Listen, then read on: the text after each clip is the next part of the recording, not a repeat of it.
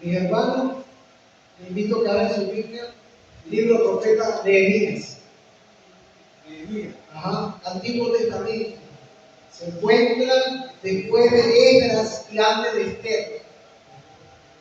Libro del profeta Nehemías. Capítulo 1.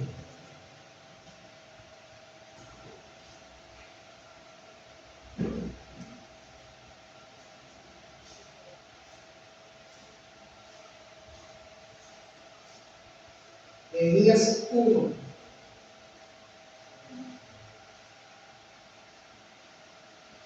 Nehemías 1 del versículo 1 al versículo 11. ¿Lo encontraron?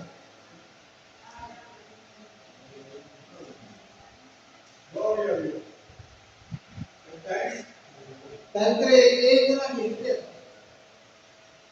Nehemías 1 del 1 al 11.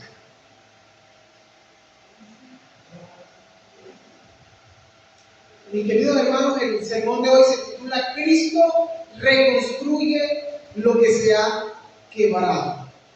Cristo reconstruye lo que se ha quebrado. Leemos la palabra del Señor.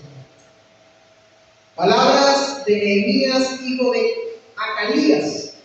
Aconteció en el mes de Cuesleu, en el año 20, estando yo en Susa, capital del reino, que vino Hanán, uno de mis hermanos, algunos varones de Judá, y le pregunté por los judíos que habían escapado y que habían quedado de la cautividad y por Jerusalén. Y me dijeron: el remanente, los que quedaron de la cautividad, allí en la provincia, están en gran mal y afrenta, y el muro de Jerusalén derribado, y sus puertas quemadas afuera. Cuando oí estas palabras me senté y lloré, e hice duelo por algunos días, y ayuné y oré delante del Dios de los cielos. Y dije: te ruego, oh Jehová, Dios de los cielos, fuerte, grande y temible, que guarda el pacto y la misericordia a los que le aman y guardan sus mandamientos. Esté ahora atento tu oído y abierto tus ojos para oír la oración de tu siervo, que hago ahora delante de ti día y noche, por los hijos de Israel, tus siervos. Y confieso los pecados de los hijos de Israel que hemos cometido contra ti.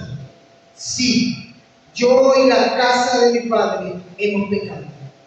En extremo nos hemos corrompido contra ti, y no hemos guardado los mandamientos, estatutos y preceptos que diste a Moisés tu siervo. Acuérdate ahora de la palabra que diste a Moisés tu siervo, diciendo: si vosotros pecáis, yo os dispersaré por los pueblos. Pero si os volviereis a mí y guardareis mis mandamientos y los pusiereis por obra, aunque vuestra dispersión fuere hasta el extremo de los cielos, de allí os recogeré y os traeré al lugar que escogí para hacer habitar allí mi nombre. Ellos, pues, son tus siervos y tu pueblo, los cuales redimiste con tu gran poder y con tu mano poderosa. Te ruego, oh Jehová, esté ahora atento tu oído a la oración de tu siervo y a la oración de tus siervos, quienes desean reverenciar tu nombre. Concede ahora buen éxito a tu siervo y dale gracia delante de aquel varón, porque yo servía de copero al rey. Oremos al Señor. Padre, mi Señor, nos presentamos, Señor, nuevamente delante de ti. Te pedimos, Señor, que por medio de tu Espíritu ilumines nuestra mente y nuestro corazón. Que tu palabra, Señor, nos hable hoy. Porque tu palabra dice, Señor, que no vuelve a ti vacía, Señor. Que cumpla el efecto, Señor, que tú has propuesto para nosotros, Señor. Que entendamos, Señor, tu palabra.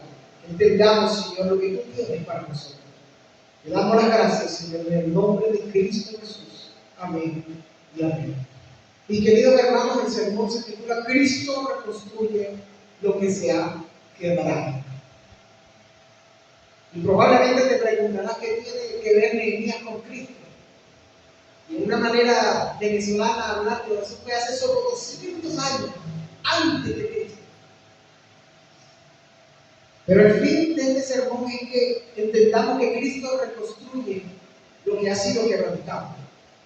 Cuando respondemos con lamento humilde, trabajo en unidad con la iglesia y estando fundamentados en Él solamente. Es decir, Dios no abandona lo que está roto. Dios no abandona personas rotas, Dios no abandona familias rotas, Dios no abandona iglesias rotas. Y los que han tenido la Biblia en sus manos por un largo tiempo y han leído la palabra del Señor, ven que el Señor utilizó a personas rotas, entre comillas, a personas que no merecían ser utilizadas por Dios.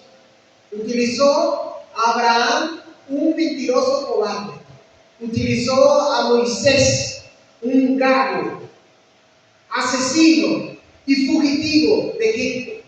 Utilizó a Moisés, a un Aarón, siendo él el portavoz de Moisés, pero siendo Aarón también una persona que se dejaba llevar por las cosas externas. Utilizó a David, hombre conforme al corazón de Dios, asesino y adúltero. Utilizó a Pedro,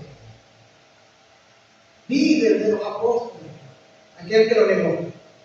Y utilizó a un perseguidor de cristianos, Saulo de Tarso, el apóstol Pablo, aquel que dijo: no merezco ser llamado apóstol, pero ahora por la gracia de Dios soy lo que soy. Por lo tanto, mis hermanos, el proceso de reconstrucción de Dios requiere tres cosas iniciales.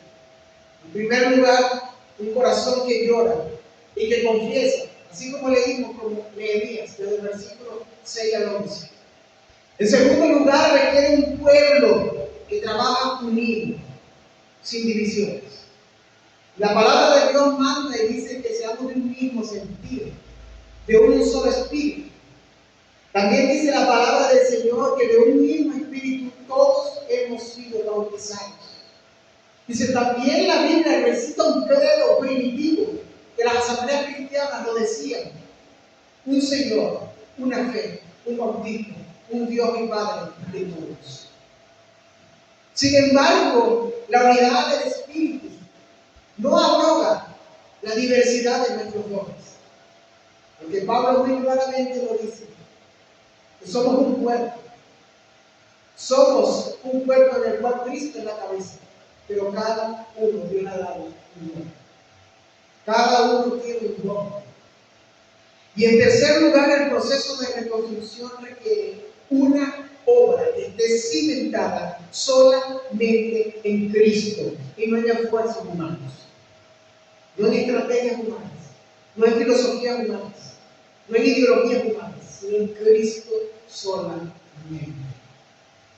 Por lo tanto, mis hermanos, quiero hacer una ilustración antes de empezar la exposición.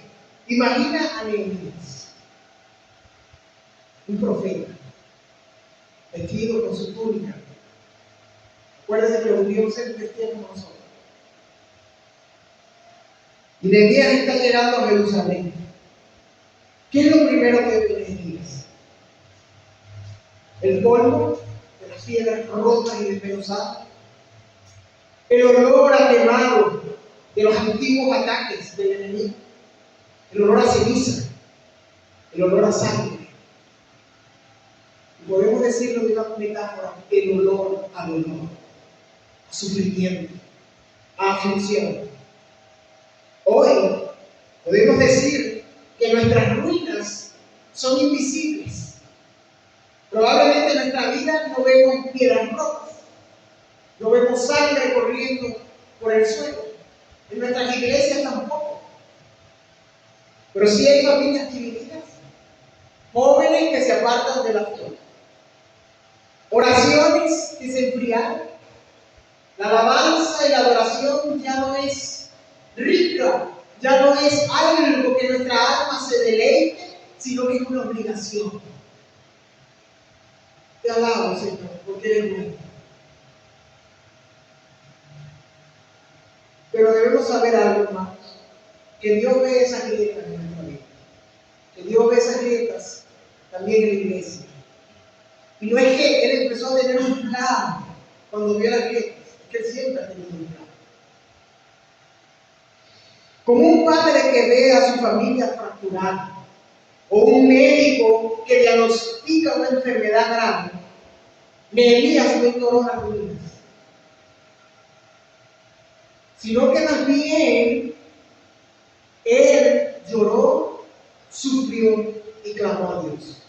Él no hizo la vista gorda y no dijo como hizo Caín: ¿acaso yo soy guarda de mi hermano?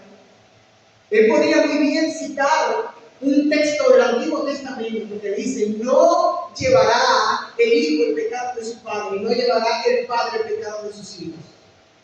Es decir, en nuestro lenguaje moderno y evangélico, Nehemías podría haber dicho: la salvación es individual. No me interesa lo que le pasa a Jerusalén. No es mi problema. Soy copero del rey. Estoy en un buen puesto, estoy en un buen cargo, no estoy ni siquiera en Jerusalén, he sido exiliado, yo y mi familia. Sus pecados son su problema, no el mío. Y esto está a vox populi, como dirían los latinos, en la boca de la iglesia de hoy. Y hablamos con creyentes y lo único que dicen: la salvación es individual. Por supuesto que la justificación es individual, pero la vida en la iglesia se vive en comunidad. Dios llamó a vivir en comunidad, un cuerpo. No dice miembros desbaratados o miembros mutilados que viven solos debajo de una roca, porque si no seríamos monjes o ermitaños y no cristianos. Mis hermanos, hoy podemos sentir que hay grietas en nuestra vida, o hay grietas en la iglesia, pero quiero recordar que Dios no ha terminado con nosotros. Su palabra dice: el que comenzó la buena obra la va a perfeccionar. Es una promesa. No depende de nuestras emociones, no depende de nuestra fuerza de creencia, depende de lo que Él ha prometido. Y quiero llamar su atención al Salmo 127:1. Y esto lo haré como manera de introducción. Ese salmo dice la siguiente frase contundente, la siguiente oración: si el Señor no edifica la casa, en vano trabajan los edificadores. Lo volveré a leer: si el Señor no edifica la casa, en vano trabajan los edificadores. Mis hermanos, este salmo nos recuerda que sin Dios, nuestros esfuerzos son como intentar construir con arena. Pero cuando Él guía, hasta lo quebrantado se vuelve fuerte. Y digo esto haciendo alusión a las palabras del apóstol Pablo: entonces, cuando soy débil, soy fuerte. Y esta frase la pudo decir por lo que el Señor le dijo en esa oración: bástate mi gracia, porque mi poder se perfecciona en tu debilidad, Pablo. Y debemos entender esto. Debemos entender que Dios no usa materiales perfectos para su obra. Y lo diré por qué. El templo del Antiguo Testamento, el arca del pacto, todo el tabernáculo fue con materiales perfectos e imperfectos. Con materiales que en la grandeza y en la gloria humana eran grandes, valiosos, preciosos en sí mismos: oro, madera de esto, madera de aquello, y tuvieron que ser todo tal cual como Dios lo pidió. Pero la palabra del Señor dice que nosotros, en el Nuevo Testamento, en el Nuevo Pacto, somos el templo y la morada del Espíritu. Y ahora que nosotros somos el templo y la morada, somos perfectos o imperfectos. El material que Dios agarró es un material para Él reconstruirlo. Como dice el apóstol Pablo en 1 Corintios 1, 17 y 18. En adelante hasta el 25. para llamar a lo que no era como si fuese, para desbaratar lo que era, a lo más vil y despreciado con Dios, para avergonzar a los ángeles. ¿Para qué? Para que toda jactancia quede excluida, para que nadie, dice Pablo, pueda jactarse delante de su presencia. Por lo tanto, mis hermanos, Dios usa corazones dispuestos a ser reconstruidos. Así que veamos cómo Dios reconstruye lo que para el ojo humano parece perdido, lo que para la esperanza de los hombres parece perdido, lo que para nosotros parece irreconstruible. Vayamos al versículo 1. Dice palabras de Nehemías, hijo de Acalías. Y él empieza a hablar acerca de sí mismo. Dice que aconteció en el mes de Kisleu, en el año 20, estando yo en Susa, capital del reino, que vino Anani, uno de mis hermanos. Y aquí Nehemías está hablando de lo que iba a suceder con algunos varones de Judá. Y les pregunté por los judíos que habían escapado, que habían quedado de la cautividad, y por Jerusalén. Nehemías era un hombre exiliado, es decir, estaba fuera de Jerusalén, estaba en cautiverio, era copero del reino. Pero cuando vemos aquí, Nehemías tenía un sentir en su corazón. Nehemías no se había desprendido de sus hermanos, ni desprendido de su pueblo, ni desprendido de la capital de Jerusalén. Y hay que recordar que para el pueblo judío la capital de Jerusalén era importante y aún sigue siendo para el judaísmo importantísima. Porque los pactos de Dios, las promesas de Dios, lo que Dios les ha prometido.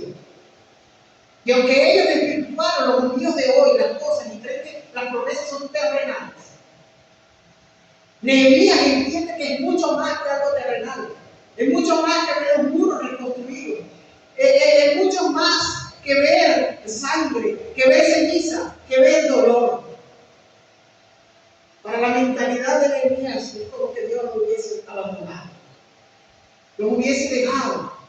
No porque Dios fuese sido malo, sino que ya vemos lo que Nehemías hará más adelante.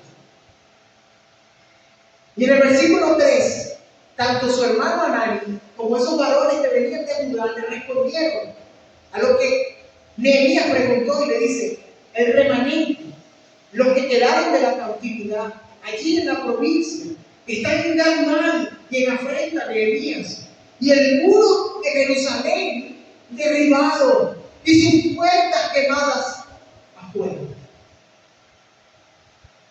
Imagínate que tú estás en el exilio, fuera del país, fuera de Venezuela, y las noticias que a ti te dan de tu familia, de tu pueblo, de tu nación son estas. Hemos sido invadidos o hemos sido el propio gobierno ha dañado todo, ha desbaratado todo, no ha quedado nada, hay casas colapsadas, hay carreteras hechas un desastre, hay fuego, hay muerte, hay hambre, hay dolor, hospitales incendiados. ¿Cuál sería nuestra reacción? Para nuestros compatriotas, para los que son nacionalistas y aman su país, hay dolor. Aunque no sean amigos nuestros, aunque nunca los conocimos, nada más por el simple hecho de ser venezolanos, se muestra dolor, se muestra compasión. La pregunta es: ¿cuánto más con los hermanos de la fe? ¿Cuánto más con la iglesia del Señor? ¿Cuánto más con el cuerpo de Cristo? Son preguntas que nosotros debemos razonar. Y mira lo que pasa con Nehemías en el versículo 4. Cuando oí estas palabras, ¿qué hizo Nehemías? Se sentó y lloró. Nehemías no hizo como Caín y Abel, ¿se acuerdan? El Señor va y va al encuentro de Caín y le dice: Caín, ¿dónde está tu hermano? Y el muy genocida, fratricida, asesino de su hermano, y con tintes psicópatas, le dice: ¿acaso yo no soy guarda de mi hermano? Es decir, ¿acaso yo soy un vigilante de él? ¿Acaso yo fui creado para guardarlo a él? ¿Acaso a mí me interesa lo que a mi hermano le suceda? No. Esas fueron las palabras de Caín. Cuando dice, ¿acaso yo soy guarda de mi hermano? ¿Qué te crees tú, Dios, para tú venir y decir, ¿acaso tú me hiciste para yo estar con mi hermano? Para yo cuidarlo. No me interesa lo que le pase a él. Y no es nada más que lo que dijo Caín era vacío. No nada más que estaba evadiendo la culpa. A Caín no le interesaba ni siquiera lo que hizo. No sentía dolor, no sentía culpa, no sentía remordimiento. No lo sentía. En palabras del apóstol Pablo, en Romanos capítulo 1, versículo 32, que oyendo que los que hacen estas cosas no heredarán el reino de los cielos. No tan solamente lo hacen, sino que se complace con quienes lo hacen. Ahí estaba muy complacido por su arte. Pero mira el contraste con Nehemías. ¿Qué hizo Nehemías? ¿Se rió de la situación? ¿Juzgó a Israel? ¿Hizo leña del árbol caído? ¿Les dijo, eso les pasa por no ser tan santos? No. Nehemías sintió el dolor de sus hermanos, sintió el dolor de su pueblo, sintió el dolor y la opresión del pecado. Dice, cuando oí estas palabras, me senté y lloré, e hice duelo por algunos días, y ayuné y oré delante del Dios de los cielos. Y la pregunta pertinente es que Nehemías no solo llora, sino que ora con identificación. Se identifica con su pueblo, se identifica con su hermano, se identifica con la casa de Israel. La pregunta de nosotros es, ¿nos identificamos con nuestro hermano? En Nehemías había un sentimiento de cuerpo, de comunidad, de algo que le pertenece a Dios, que es feliz. Y eso es exactamente la reconstrucción de una iglesia, la reconstrucción de una comunidad, la reconstrucción de familias cristianas, la reconstrucción de amistades cristianas no empieza hasta que una persona sienta por la otra. Pablo lo dice muy claramente: sobrellevados las cargas los unos a los otros, gozados por los que se gozan, llorados por los que lloran. Hermanos, esto no es mera diplomacia, esto no es mera hipocresía, esto no es religiosidad. Si no hay dolor por un hermano, si no hay dolor por la situación de una iglesia, la pregunta es clara. La pregunta es muy clara: ¿acaso yo amo el cuerpo de Cristo? ¿Acaso yo amo a Cristo? Igual es clarísimo. Porque muchos de nosotros pensamos que el que es muy claro y contundente es Pablo. Pero Juan lo habla de una manera clarísima. El que no ama a su hermano no ha conocido a Dios, punto. Lo dice de una manera tajante. Y también dice, ¿cómo puedes decir que amas a Dios si aborreces a tu hermano? No se puede. Es imposible. Es imposible. Y esto lo veremos, el por qué. Y mira lo que le dice Nehemías en la oración. Y dije, en el versículo 5, te ruego, oh Jehová, Dios de los cielos, fuerte, grande y temible, que guarda el pacto y la misericordia a los que le aman y guardan sus mandamientos. Nehemías empieza con promesas. Nehemías empieza con palabras objetivas. Y dice, Dios de los cielos, fuerte, grande, temible, que guarda el pacto y la misericordia. Que Él guarda el pacto y la misericordia a los que le aman y guardan sus mandamientos. Y aquí hay un gran error de ver esto con un amor incondicional. Aquí hay que estar muy claramente. Muchos dicen, pero hermano, aquí Nehemías va al Señor y clama al Señor y le dice que Él guarda el pacto y la misericordia a los que le aman y guarda sus mandamientos, no a nosotros. Acordémonos que el antiguo pacto tenía tanto bendiciones eternas como temporales. Las temporales eran que si Israel cumplía y obedecía los mandamientos de Dios, no lo iban a castigar en la tierra. Ellos desobedecieron a Dios y el Señor los llevó en exilio, los llevó en cautiverio. Israel desobedecía a Dios todos los días. Por eso que cuando Él invoca esto, Él dice que guarda misericordia a los que le aman y guardan sus mandamientos, es respecto a la protección de Dios terrenal, no eterna. Porque la Biblia lo dice muy claramente, que nosotros le seamos infieles, Él permanece fiel a su pacto, Él permanece fiel a sus promesas. Hay que entenderlo claramente. Por lo tanto, mis hermanos, Cristo cargó nuestros pecados según Isaías 53:5. Nehemías es un tipo de Cristo, en el sentido de que cuando él dice en el versículo 6, dice esto: y confieso los pecados de los hijos de Israel que hemos cometido contra ti. Sí, yo y la casa de mi padre hemos pecado.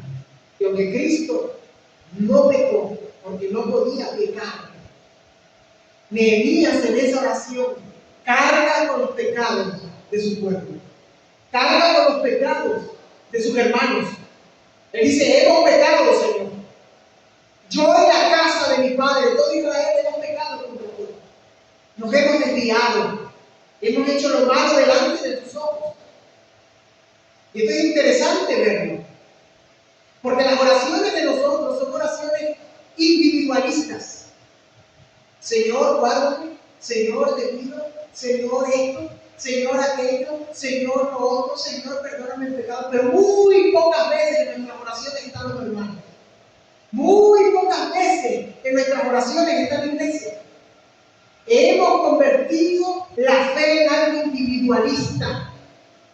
La fe se vive en comunidad. No hay iglesia si no hay comunidad. No existe. No hay amor fraternal si no hay comunidad. No existe. No se puede reconstruir muros, para usarlo de metáfora. Si no hay comunidad, no existe, mis hermanos. Es imposible vivir como una iglesia si no hay comunidad. Es totalmente imposible. La reconstrucción empieza cuando dejamos de culpar a otros y nos humillamos nosotros mismos. Ahí es donde empieza Dios la reconstrucción de su pueblo. De su pueblo. Y digo esto porque supongamos una iglesia local. Un hermano cae en cualquier diverso pecado. Se le disciplina. Bien. ¿Qué hace la iglesia? El 50% de los chismosos, calumniadores y murmuradores se gozan. Los santurrones lo despreciaron para siempre. Ya Dios no tiene nada que ver con él.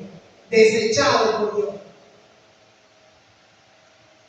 Y cuando te pones a ver, dicen entonces, ¿qué comunidad es esta? ¿Qué iglesia de que me hablan es? ¿Qué amor fraternal existe? ¿Dónde están los que se gozan por los que están gozosos? ¿Dónde están los que lloran por los que están abatidos? ¿Dónde están? ¿Dónde hay el amor fraternal? ¿Dónde hay hermandad? No existe. Y no existe porque no hay iglesia. Y me voy a aventurar, a lo mejor que le preguntan a ustedes qué es iglesia. Y con todo el dolor de mi alma, sé que muchos, que tienen 50 años, 50 años dentro de una iglesia, me van a decir que la iglesia es esto. El techo, las paredes, el piso y las sillas. Y eso es una concepción católica romana de la iglesia. Le preguntas a un sacerdote, un presbítero, un cardenal, un arzobispo católico romano, te va a decir que la iglesia es la estructura, la concha esa que ellos tienen vacío, los ornamentos grandes, las grandes edificaciones, la autoridad eclesiástica. La iglesia es el cuerpo de Cristo, hermano. Todo aquel que cae en Cristo es parte de la iglesia. Y eso es lo que no entendemos. Hasta que nuestro corazón no esté como el de Nehemías, ninguno de nosotros podemos actar lo que amamos a los hermanos. Hasta que nuestro corazón no se humille delante de Dios por el dolor del hermano, por el fracaso del hermano, por la caída del hermano, por la rebeldía del hermano. No podemos actarnos delante de la presencia de Dios ni de los hombres al decir, nosotros amamos. No amamos, no seamos mentirosos. Porque el Señor nos dice muy claramente, ama a tu prójimo como a ti mismo. Y si lo dice, es porque no lo hace. Y si lo dice, es porque el corazón de nosotros no está inclinado a hacer eso. Y aquí está muy claro esto. Por lo tanto, hacemos preguntas. Hay áreas donde nosotros hemos dicho, esto no es mi culpa. Lo que pasa en mi familia no es mi culpa. Lo que pasa en mis amistades no es mi culpa. Lo que pasa en la iglesia no es mi culpa. Actuamos como Caín. No significa que seamos culpables en el sentido de aceptar culpa que no es nuestra. Lo que significa es que debe haber dolor. Dolor por el pecado. Dolor por la transgresión. Dolor porque los otros estén en rebeldía con Dios. No decir, ¿acaso yo soy guarda de mi hermano? Le haré una pregunta. Santiago 5:16. Confesados los pecados unos a otros para que sean sanados. ¿Sabe por qué eso en la iglesia no se hace? Porque no hay amor. En la iglesia no se confiesan los hermanos unos a otros porque no hay amor. ¿Sabe por qué no hay amor? Porque a alguno le da miedo que si confesase viene él, se le va la lengua y un chismoso y le dice a todo el mundo, y es chismoso porque no lo ama. Es calumniador porque no lo ama. Murmura porque no ama a su hermano. Es una visión del pecado tan corrupta en el corazón del hombre que lo único que quiere ver es al hermano más hundido de lo que él está. Y no diré el nombre, pero hay ideología política de nuestro país, que ustedes saben cuál es, que crece en clases sociales resentidas. Y esa ideología lo que hace es no sanar el resentimiento de la persona, sino inflarlo. Lo utiliza y lo usa como un combustible. Y esa ideología política en nuestro país, cuando usted habla con esas personas el único mensaje que le dan es, yo no quiero ser feliz, no me interesa ser feliz, lo único que me interesa es que tú estés peor que yo. Hundido, al igual que yo. Yo soy pobre, pero me gustaría que tú fueras más pobre que yo. Y ya saben a quién me refiero.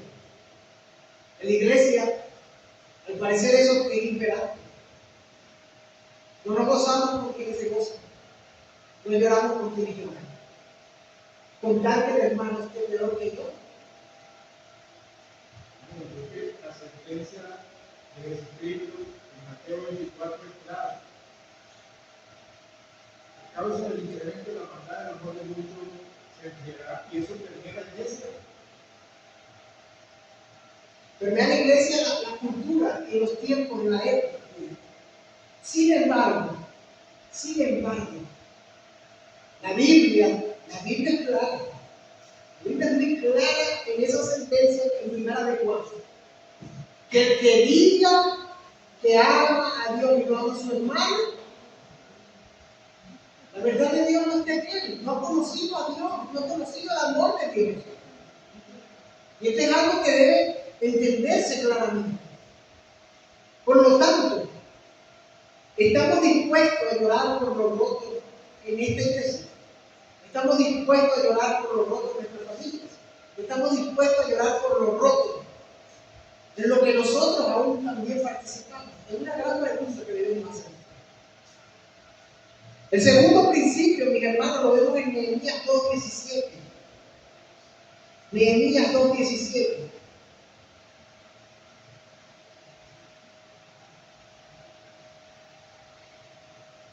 Es un trabajo en equipo, es un trabajo con enfoque.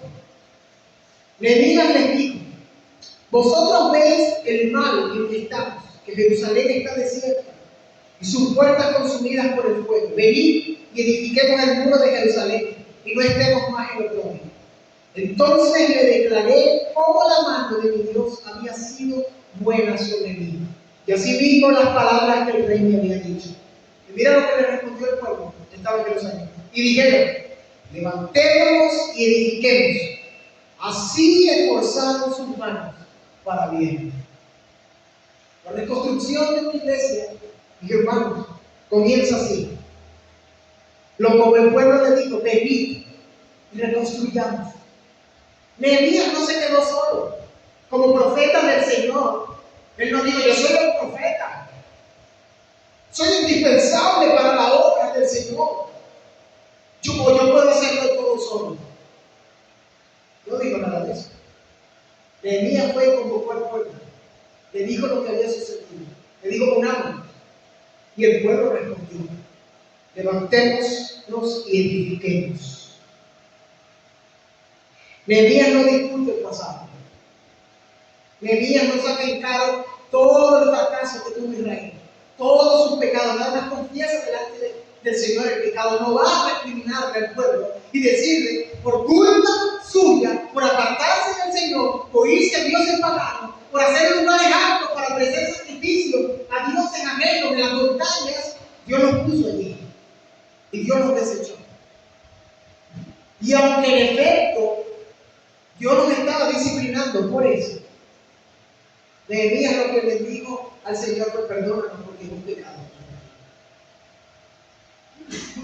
Y al pueblo fue a decirle: levantémonos, señores, y edifiquemos. Edifiquemos la obra del Señor. ¿Y por qué digo esto? Cada uno aporta desde su rol, mi hermano.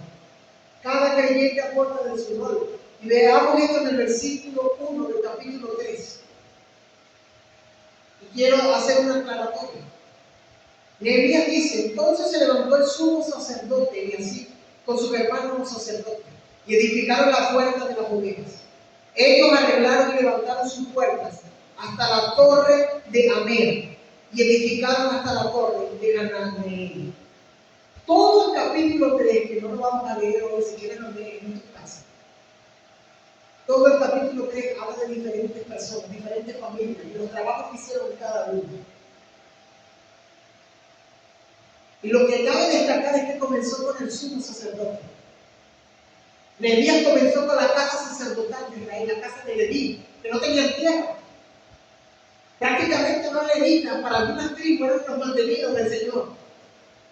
Debemos mantener, dale animal, dale comida, dale lugar, dale tierra, dale todo, porque ellos nada más son los sacerdotes, la casa sacerdotal, la casa privilegiada.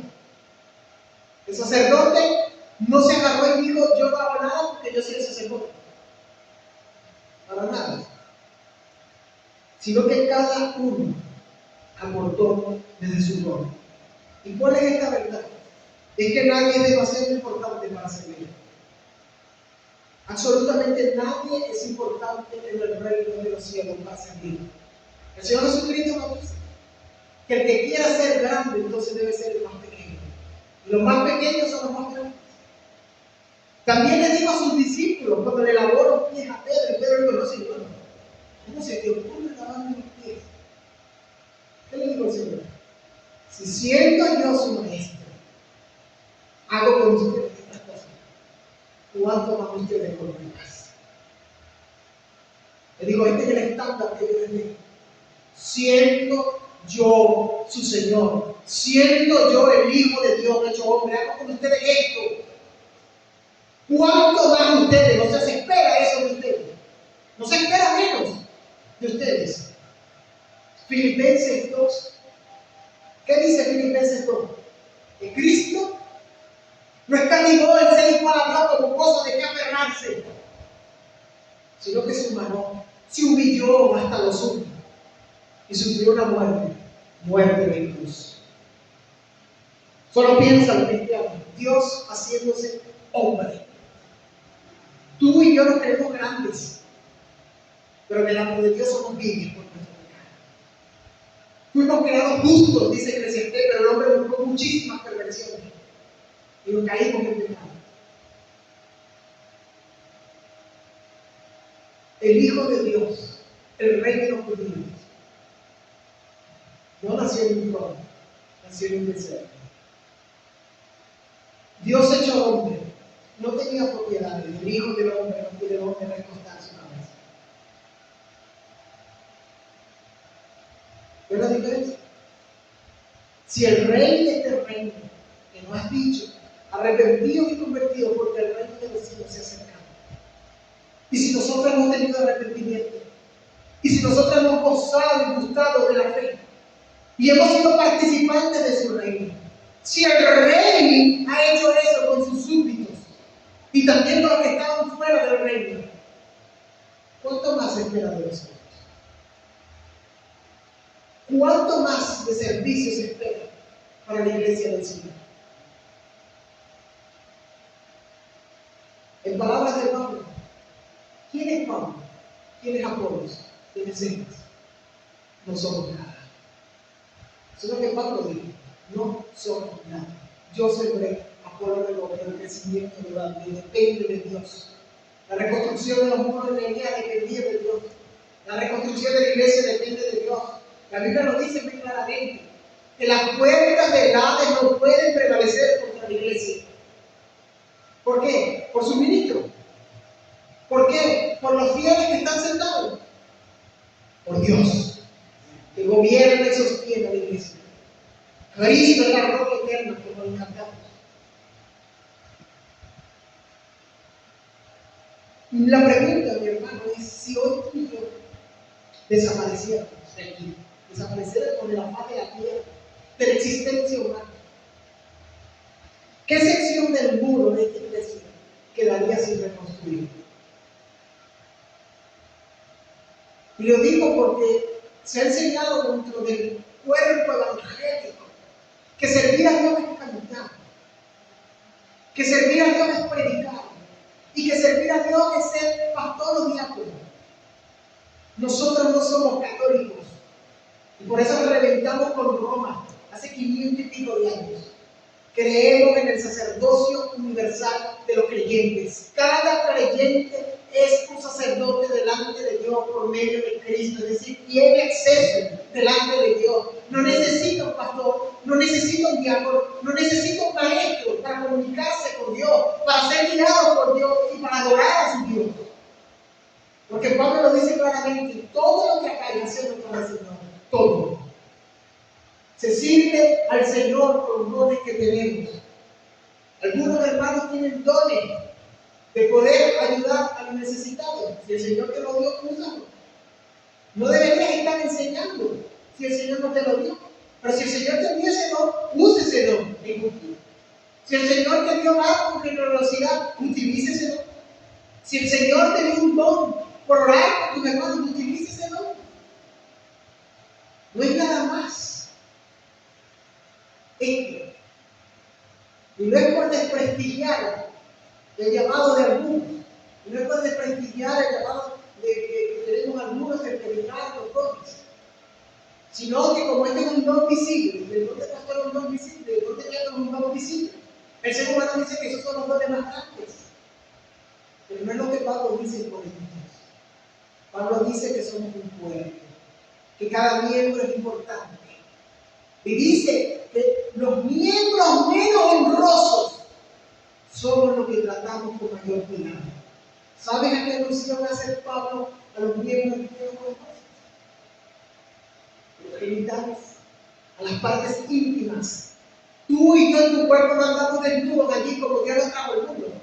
No salimos exhibicionistas, desnudos, sin franela, sin pantalón, con las hermanas sin falda. Ah, miren, estoy desnudo. ¿Cómo tratas tú esos miembros? Los lavas y tienes una higiene con mayor cuidado. Le pones una ropa interior con mayor cuidado. No le pones poliéster, ¿sabes? Eso suda, quema, pica. Intentas poner algodón. Intentas estar fresco. Algunos usan talco, le echan talco en sus partes. Los tratamos con cuidado. Le ponemos ropa. Muchas veces, mis hermanos, la iglesia trata con mayor cuidado a los miembros que son, entre comillas, honrosos. ¿Qué es lo que quiero decir? Los discípulos del Señor llegaron. ¿Y qué le dijeron al Señor? Señor, ¿quién será el más grande del reino de los cielos? ¿Quién se va a sentar a tu lado? ¿Este o yo? ¿Qué le dijo el Señor? Piensan en el mundo, piensan en los imperios y los reinos de este mundo, pero que en el cielo no es así. Y lo vemos desde el Antiguo Testamento. El más grande servía al Señor. Lo vemos en el Antiguo, lo vemos en Jacob. El más grande servirá al menor. En los hijos del mismo José, el más grande servirá al menor. En las naciones, con Israel era más pequeño. Y lo vemos, o lo deberíamos ver en la iglesia. Entre comillas, los más grandes deberían servir a los menores. Y Nehemías nos dice que el sumo sacerdote y así no tomó su cargo, no tomó su llamamiento para decir: yo no edifico nada. Fue primero poner manos a la obra. Así que, mis hermanos, el liderazgo, los ancianos, los hermanos que están liderando, debemos ver esto: que a lo que el ojo humano parece lo más pequeño, parece lo que tiene los dones más pequeños, son los más honrosos en el pueblo de Cristo. ¿Por qué es así? No lo sé. Pero el Señor ha dicho que es así. ¿Qué dice Pablo? Por causa de ustedes hemos sido vituperados, se nos trata como malhechores, se nos hace esto, se nos hace aquello, se nos persigue, se nos golpea. Pero lo hacemos para que conozcan a Cristo. Pablo no dijo como los apóstoles de hoy: yo soy un apóstol, estamos hablando de reverencia y necesito demasiados carros y dinero. Fue todo al revés. El más grande, hágase de los más pequeños. Los más pequeños serán los más grandes del reino de Dios. Es una gran verdad. Es una gran verdad. Dios nos llama, mis hermanos, a reconstruir juntos. ¿Qué traeremos nosotros delante del Señor? ¿Manos dispuestas o manos indispuestas? ¿Corazones dispuestos o corazones indispuestos? ¿Bocas dispuestas para, como Nehemías, orar delante del Señor, o bocas dispuestas para murmurar y calumniar? ¿Sabes cuál es un pecado mucho más grave que los pecados sexuales? Porque en la iglesia el pecado sexual es el más escandaloso. Y Pablo lo dice: que el que fornica, el que peca con su cuerpo, con su propio cuerpo peca, y con los que están involucrados. Pero la calumnia y la murmuración es un cáncer de la iglesia. Dios castigó a Israel por murmurar, que por ahí ir a hacer orgías dentro de los templos paganos. Cuidémonos, mis hermanos. Cuidémonos de poder utilizar la boca bien. Y el tercer principio es que debemos edificar sobre el único fundamento que es Jesucristo. Primera de Corintios 3, 10, 15. Primera de Corintios 3, del 10 al 15.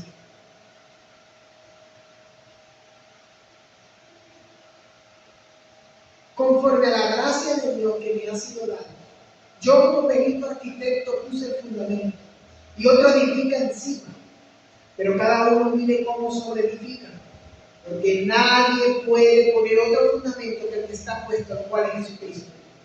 Y si sobre este fundamento alguno edificare oro, plata, piedras preciosas, madera, heno, hojarasca, la obra de cada uno será manifiesta, porque el día la declarará, pues por el fuego será revelado, y la obra de cada uno, cual sea, el fuego la probará. Si permaneciere la obra de alguno que sobreedificó, recibirá recompensa. Si la obra de alguno se quemare, él sufrirá pérdida, si bien él mismo será salvo, aunque así como por fuego. Pablo aquí no habla del purgatorio como dicen los católicos romanos. Pablo habla aquí respecto al tribunal de Cristo, cuando nos damos cuenta de nuestras obras. Muy claramente dice que, aunque implícitamente el que edificare sobre hojarasca, que es esa hoja que se quema muy fácilmente, no significa que se va a perder, que va a perder su salvación, porque lo dice muy claramente en el 15. Si la obra de alguno se quemare, él sufrirá pérdida de recompensa, si bien él mismo será salvo, aunque así como por fuera. Es decir, no es para perder o no la salvación, es para ser recompensado por las obras, por el fruto. Y la pregunta, hermanos, o mejor dicho, que Pablo usa la imagen de un incendio que revela si usamos materiales eternos como el oro o materiales temporales como la paja, la hojarasca. El fuego de Dios lo encontrará conmigo. El fuego de Dios lo encontrará. Y esta es la pregunta que debemos hacer: ¿servimos a Dios por amor o por miedo? ¿Servimos a los hermanos por amor o para ser vistos? ¿Servimos para agradar a Dios o para agradar a los hombres? Aquí habla de motivos. Eso es sobre edificar oro, piedras preciosas, y va bajando hasta materiales que son más susceptibles al calor del fuego. Son los motivos y las intenciones de nuestro corazón. ¿Cómo estamos edificando los muros? ¿Cómo estamos sobreedificando nuestra vida en Cristo? ¿Cómo estamos sobreedificando nuestra vida como iglesia? ¿En oro o en hojarasca? En metales pesados que soportan el fuego, y cuando lo soportan como el oro, se refinan más, son más puros, son mejores, son más fuertes. O en hojarasca, en paja, en palitos de madera pequeñitos, que una vez puestos en el calor abrasador del fuego son consumidos y no quedan nada. Son preguntas que debemos hacer. ¿Cuáles son nuestras motivaciones? ¿Cuáles son nuestras intenciones? Y mis hermanos, el ejemplo es muy confrontador. Y lo diré con un ejemplo y una ilustración. Dos personas dan ofrendas. Una busca aplausos. Eso es edificar en hojarasca y en paja. La otra persona da su ofrenda en secreto. Eso es edificar en oro. ¿Y por qué digo esto? Porque el fuego de Dios lo encontrará conmigo. Veamos a Caín y Abel. ¿Por qué Dios rechazó la ofrenda de Caín? Porque era tierra. Porque era el fruto de la tierra. O por el corazón de Caín. Y su corazón se manifestó en lo que también llevó. Y el corazón de Abel se manifestó en lo que llevó, lo mejor que tenía. No para darle celos a Caín, no para restregarle en cara a Caín que era mejor, no para decirle a Dios: mira, merezco tu aprobación, sino por amor. Y esto es algo que muy pocas veces se discute en la congregación, muy pocas veces se habla. Temas que no se quieren tocar, porque queremos y creemos que somos intocables. Muchas veces creemos que somos perfectos. Esta es una verdad que uno debe ver. ¿Cómo estamos construyendo el reino de Cristo?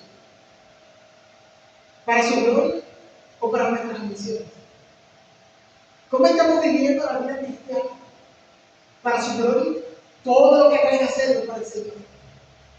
¿O para nuestras motivaciones e intenciones? ¿Cómo estamos viviendo? Y mis hermanos, esto no es de la vida. Muchos dirán: no, aferrados a la gracia de Dios, ¿no? Pero Pablo lo dijo: por la gracia de Dios soy lo que soy. La gracia de Dios nos capacita para que nuestras motivaciones sean cambiadas. Ya no es por egoísmo, ya no es para mi voluntad, ya no es para mi ambición, sino para la gloria de Dios. La gracia de Dios cambia nuestros deseos, cambia nuestras motivaciones, cambia nuestra forma de pensar. Aunque hay una lucha, por supuesto que la hay, pero cambia. No descansamos en una gracia barata, paupérrima, que no hace nada. Descansamos en la gracia sublime del Señor, que a un infeliz pecador, como dice ese himno, salvó. Fui ciego y ahora veo. Es una gran verdad. Es una gran verdad. Por lo tanto, mis hermanos, nadie puede poner otro fundamento que el que está puesto, dice Pablo en el versículo 13, que es Jesucristo. Sin Cristo, todo es autorreconstrucción. Una vida sin Cristo es creer o querer salvarte a ti mismo.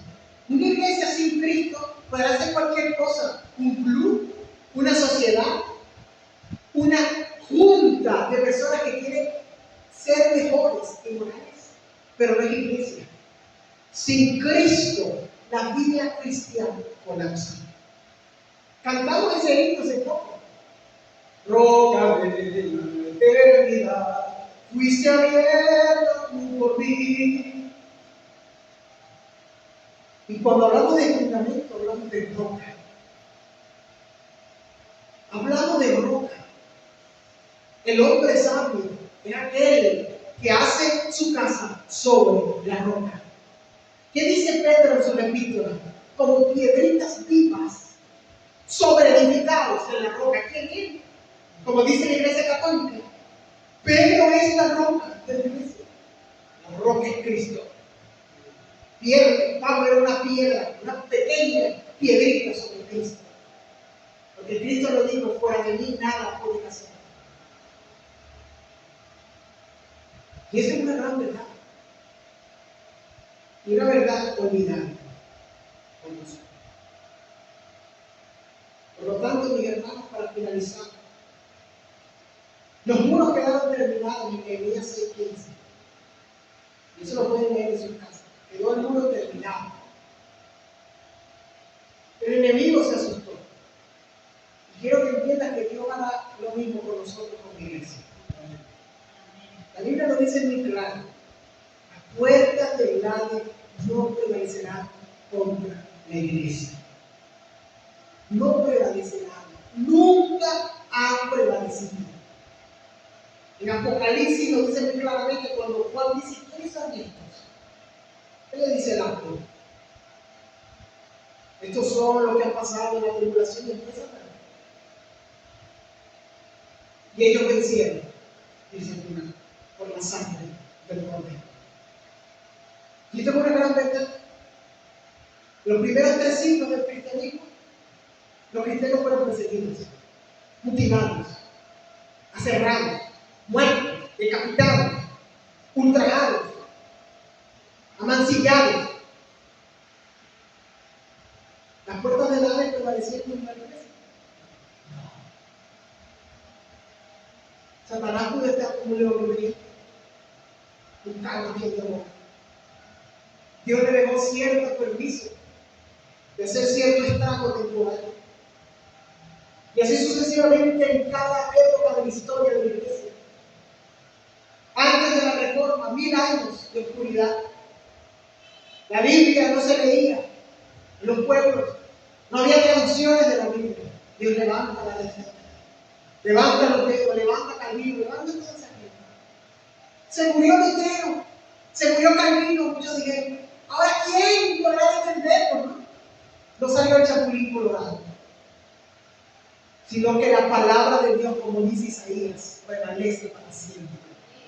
Y Dios le dio a entender a esa generación que no necesitaban a Lutero para que las puertas del Hades no prevalecieran contra la iglesia, que no necesitaban de Calvino, que no necesitaban de ningún hombre, sino que necesitaban de Dios, solamente de Dios en Cristo.